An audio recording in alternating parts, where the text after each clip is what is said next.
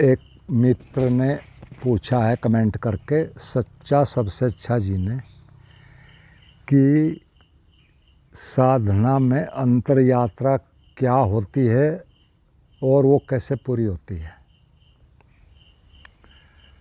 तो सच तो ये है कि अंतर यात्रा जैसा कुछ भी होता नहीं है।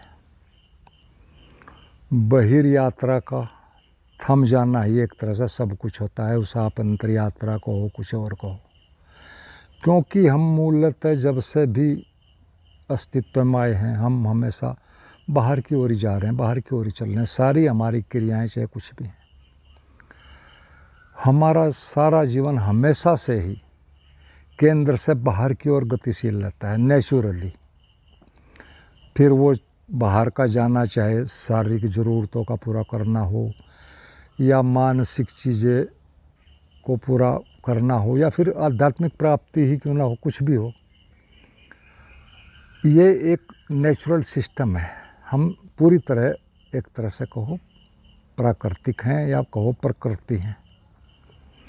और ये सब जो होता है एक तरह से किसी विराट चेतना का कहो, अस्तित्व का कहो, परमात्मा का कहो, एक तरह से उस विराट शक्ति का अपने को जगाने का कहो, अपना खेल कहो, अपने को विकसित करने का ही कहो, एक तरह से सारा का सारा उपक्रम है। और इस उपक्रम में कहो बाहर चल चल कर ही जन्मों जन्मों तक मनुष्य की यह समझ में जब भी आ जाता है कि ये दौड़ कतई अर्थहीन है, उसी दिन एक तरह से कहो वो सच में मनुष्य का मन थम जाता है, या कहो हमारा मन थम जाता है। और उसके पूरी तरह रुक जाने से ही कहो एक हमारी चेतना में एक अस्तित्वगत एक म्यूटेशन को घटित हो जाता है, एक छलांग को घटित, यानी हम एकदम से एक अपर लेवल पर हमारी चेतना आ जाती है, अस्तित्व के अंदर, अस्तित्व के तलों में, यानी हम एक कदम और ऊपर विकसित हो जाते हैं। और इसी छलांग में कहो, इसी विकसित होने में कहो, हम स्वयं से परिचित हो जाते हैं। और फिर यही चीज़ आत्मज्ञान कहलाती है, यही फिर मोक्ष कहलाता है। और मोक्ष का तो मतलब है कि मोह का अक्षय, यानी हम संसार से जुड़े हैं तो कहीं ना कहीं हमारा लगाव है, उस लगाव को ही मोह कहते हैं। और बिना मोह के कोई भी अगर कहीं लगाव ना हो, कहीं उलझाव ना हो, कहीं प्राण ना फंसे हों, तो बिना मोह के कोई भी चीज़ों के कहो, संबंधों के कहो, पीछे पागलों की तरह कहो दौड़ लगा लगा कर चलेगा, लगा ही नहीं सकता जब तक कि वो कहीं ना कहीं उसका लगाओ, उसके प्राण, उसकी चेतना को मोह में ना फंसी हो। यही एक तरह से इसी को अज्ञान कहते हैं, मूर्छा कहते हैं, बेहोशी कहते हैं, आध्यात्मिक नींद कहते हैं, आंतरिक होना कहते हैं। और यही मोह का कहो, मूर्छा का कहो, ये हमारे अंदर होना कहो, हमारा विकसित होना कहो, यही मन को सतत रात दिन चलाता रहता है। हमारी समझ में बहुत देर से आता है। और चूँकि हम मननशील प्राणी हैं, मन से बने, हमारे अंदर मन का अधिक है, तो फिर हम तो जब मन में चीज़ें चलेंगी तो हम तो फिर चलते ही रहेंगे। हमारा सारा चलना मन का चलना है। बाहर के चलने, शरीर के चलने, न चलने से कुछ नहीं घटित होता। असली बात है मन के चलने की, वो ही सारा चलाता है। और क्योंकि वो गलत चलाता है, व्यर्थ की चीज़, इसीलिए सारी समस्याएं हैं। और इसी अज्ञान से जानकर स्वयं को जानना, किसी भी तरीके से ध्यान के द्वारा, समझ के द्वारा, बुद्धि के द्वारा, या कोई जीवन के कटु अनुभव के द्वारा, प्रभु कृपा के द्वारा कह लो, इस किसी के द्वारा भी एक तरह से इसी अज्ञान से जाकर स्वयं को जाना जा सकता है या जाना जाता है। और यह एक तरह से हमारी चेतनागत रूप में शुद्ध समझ होती है, शुद्ध संवेदनशीलता होती है, शुद्ध हर चीज़ के प्रति एक जागरण होता है, बिना किसी एक्शन रिएक्शन के। और इसके लिए कोई शिक्षा कहो, कहीं दुनिया में कोई आध्यात्मिक डिग्री, ऐसा कुछ नहीं होता है। डिग्री जैसा कुछ नहीं है। ये सिर्फ अपनी ही संवेदनशीलता कहो, प्रभु कृपा कहो, या हमारा विकास कर्म कह लो, जो भी है ये है। और इसमें गरीब अमीर, एक तरह से को पढ़ा लिखा, अनपढ़, शिक्षित वाला, शिक्षित स्त्री पुरुष, कोई भी कभी भी जब भी चाहे, जब भी उसकी प्यास और वो प्रयास करे तो वो जाग सकता है। ये कोई ऐसा मामला नहीं कि कोई ये विशेष है, सिर्फ आपकी प्यास के ऊपर। हम जो भी जीवन में चाहते हैं वो हमें देर सवेर मिल ही जाता है, नियम है अस्तित्वगत। तो एक तरह से आपका मन जब भी सही कारण से रुक जाता है, पूरी तरह रुक जाता है, तुरंत आपकी चेतना का बाहर की ओर बहना रुक जाता है। फिर जीवन एक अंधी दौड़ न रहकर एक समझ वाला, एक दैनिक ज़रूरतों को पूरी करने वाली बात तक ही सीमित सारा मामला रह जाता है।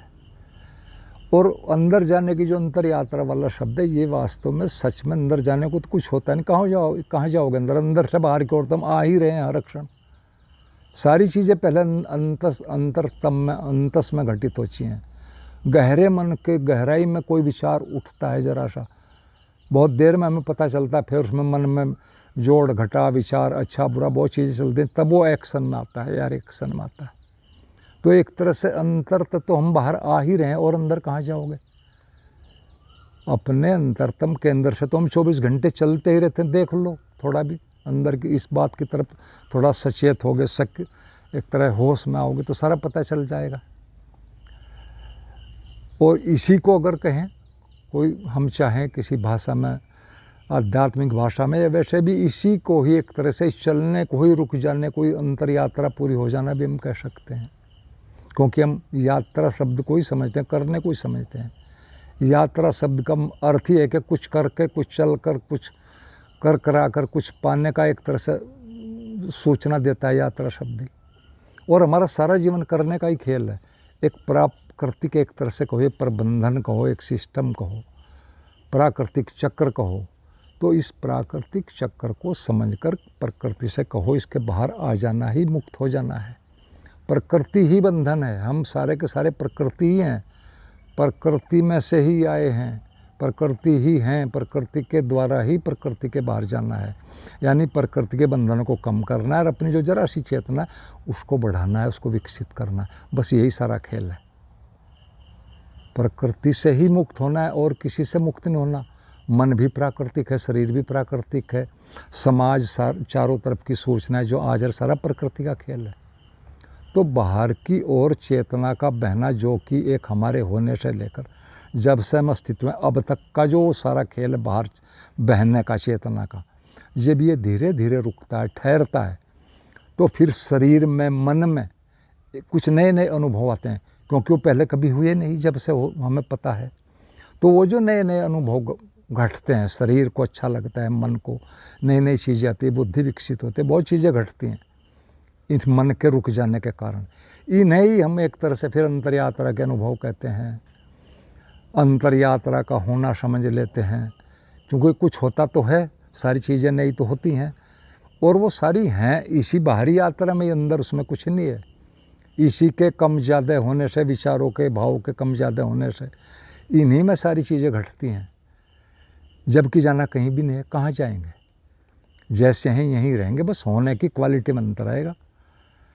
एक तरह से कहो हमारे ज्ञान चक्षु कर लो, कुछ ही कर लो, अवेयरनेस कर लो, उसका एक तरह से सक्रिय होकर सारी चीज़ों के प्रति खुल जाना है, बिना किसी रिएक्शन की अवस्था में, बिना किसी इच्छा की अवस्था में। हमारी चेतना का, हमारे होने का, ज्ञान का, होश का, उसे हम कुछ भी कह सकते हैं। हमारे जागरण का कहो, संवेदनशीलता को एक नए तल पर होना हो जाता है।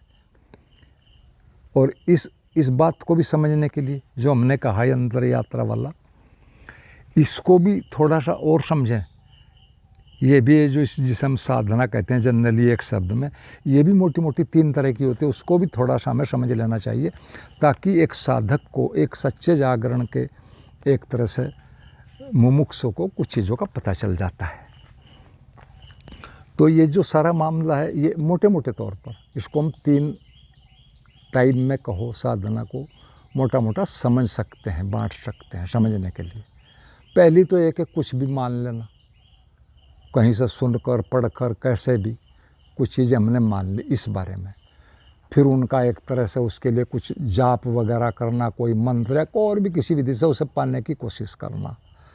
इसमें अपने विकसित होने की कोई बात नहीं, तो सिर्फ मान लेना और कुछ भी करना है जो किसी ने बता दिया है, देखा दाखी, उसकी कोशिश करना। और देर सवेर हमारा मन इतना शक्तिशाली, जो आप चाहते हो उसको दिखा देगा कर कर, क्योंकि आप उसी के द्वारा कर रहे हो, उसको पूरा कर देगा। वो तो रात को सपनों में भी अनेकों चीज़ों को पूरी करता है जो जीवन में संभव भी नहीं होती, कहीं होती भी नहीं है। तो प्रोजेक्शन के द्वारा, प्रक्षेपण के द्वारा आपको दिखा देगा और आप उसे महसूस भी करोगे। और जो लोग इतना ही समझ सकते हैं, उनकी IQ इसी लेवल के, वो सब इसको एक तरह से अपने अनुभव भी होंगे और इन्हीं को अपना एक तरह से पाया हुआ को वो समझ लेंगे। हालांकि यह है सारा मन का खेल ही, लेकिन होता है इसी तल के लोग हैं जो इससे आगे समझ नहीं सकते, मजबूरी है उनकी भी। तो ये तो एक पहला प्रकार है। फिर एक दूसरा प्रकार है, वो थोड़ा सा तपस्यापूर्ण है, इससे विकसित है, इससे अच्छा है। उसमें ध्यान किया जाता है, मौन किया जाता है, आत्मसम्मोहन, उन पर ऐसी ऐसी चीज़ों पर आधारित होता है। ये इसमें कठिन साधनाएं, संकल्प, मौन आदि सब कुछ किए जाते हैं, जो जनरली बहुत अच्छी चीज़ें हैं आजकल, यही समझिए, स्वाध्याय आदि बहुत कुछ होता है, ये पहले से बेहतर होता है। लेकिन इसमें मानसिक और शारीरिक कष्ट कहो, पागलपन कहो, उनका अक्षय कहो, कुछ न कुछ एक तरह से गड़बड़ जरूर होती है, होनी ही होती है, वो लगभग तैसी ही है। और उसका कारण साफ है कि हमें साफ कुछ भी नहीं पता, कुछ भी नहीं, और चले जा रहे हैं, किए जा रहे हैं, कुछ ना कुछ करे ही जा रहे हैं। तो जब करेंगे, जब किसी चीज़ का पता नहीं है, माइंड बहुत नाजुक है, तो वहाँ कुछ न कुछ गड़बड़ होगी, मन में गड़बड़ होगी, शरीर में गड़बड़ होगी, होती है। क्योंकि इसमें सही मार्गदर्शन मिलना, सही गुरु शिष्य का मिलना एक तरह से रेयरेस्ट घटना होती है। तो ये दूसरी है। इसमें से भी कुछ लोग जा सकते हैं जो एक तरह से बहुत ज़्यादा समझ वाले, इंटेलिजेंट लोग होते हैं, इससे गुजर कर भी पहुंच सकते हैं। पहले वालों का तो चांस बिल्कुल नहीं लगता। तो ये दूसरा टाइप हुआ। फिर एक तीसरा और टाइप जो सर्वश्रेष्ठ प्रकार का होता है, लेकिन इसमें कोई बिरला ही एक तरह से को पहुंचता है या कोई से समझता है, बहुत देर में समझता है, दूसरे से गुजर कर या जैसे भी। और ये दूसरे टाइप से गुजर कर भी इसमें आ सकता है और डायरेक्ट भी एक तरह से कहो। यह सारा का सारा हमारी व्यक्तिगत प्रतिभा के कारण कहो एक तरह से होता है, ये प्रभु की कृपा के कारण होता है। जैसे बुद्ध जी हुए, महावीर, कबीर, नानक, रविदास जैसे, अष्टावक्र जैसे लोग, कुछ बिरले लोग एक तरह से हमें पहुँचते हैं। और इसी कारण से एक बार सदगुरु ओशो ने भी एक बार का कई बार कही ये बात कि बुद्ध जैसा व्यक्ति इस पर पृथ्वी पर एक तरह से फिर कभी नहीं चला। यानी उन्होंने उनको एक तरह से सर्वश्रेष्ठ कहा है, क्योंकि वो सच में सर्वश्रेष्ठ है। तो इस प्रकार वाले जो बुद्ध होते हैं, उन ऐसे बुद्धों में एक तरह से कहो समझ से, साधना से, समर्पण से, पूरी तरह से एक तरह से अहंकार का कहो, अहंकार शून्यता कहो घटती है।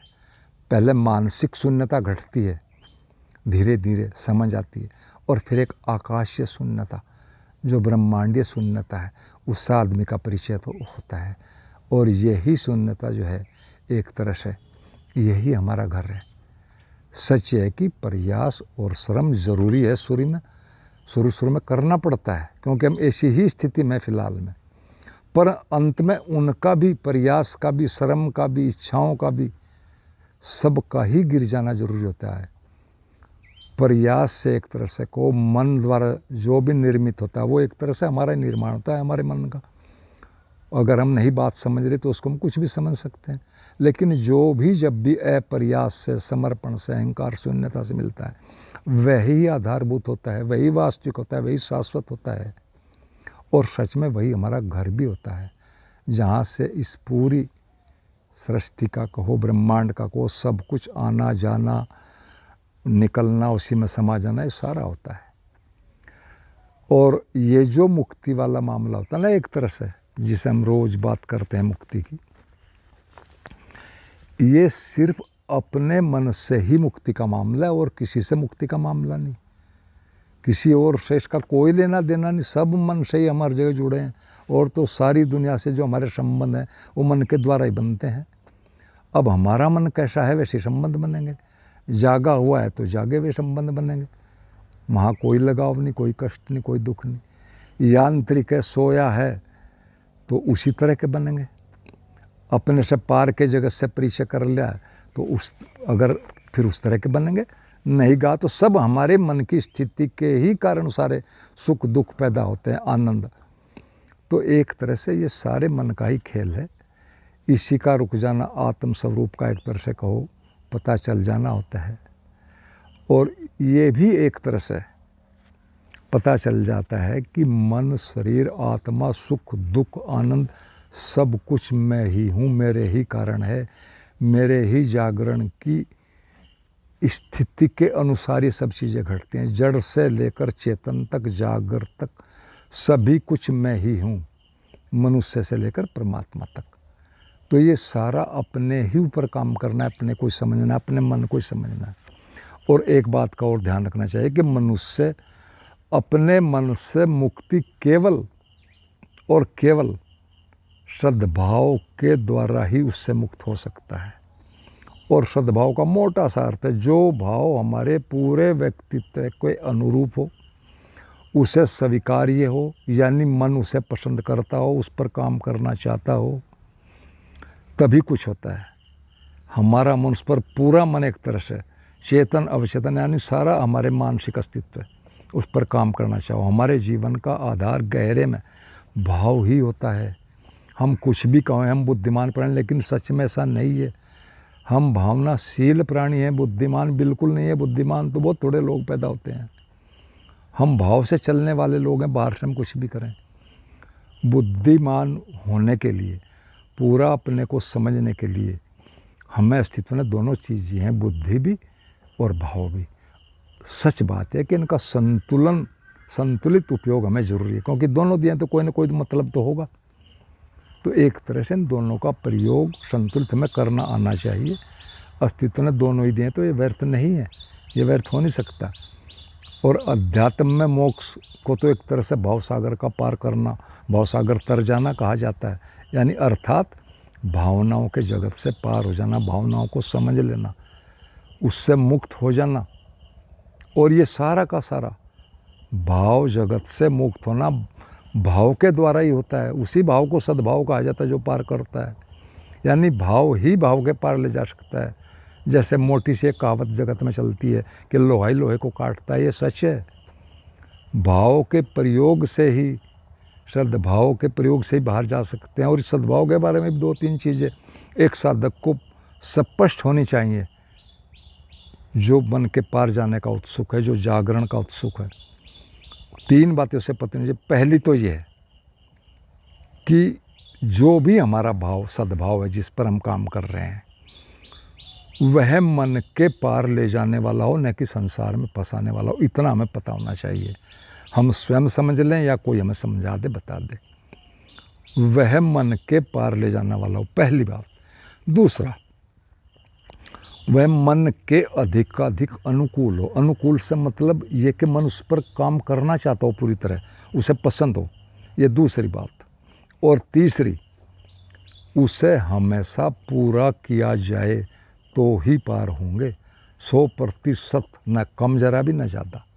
ये 3 बातें सद्भाव के बारे में हर साधक को पता होना चाहिए, वरना तो कुछ नहीं होगा। बस इतना ही होगा कि समय ऐसे ही चला जाएगा। तो आप लोगों ने सुना, मित्रों ने सुना, आप सभी का बहुत बहुत धन्यवाद। अंत में सभी मित्रों को मेरा प्रणाम।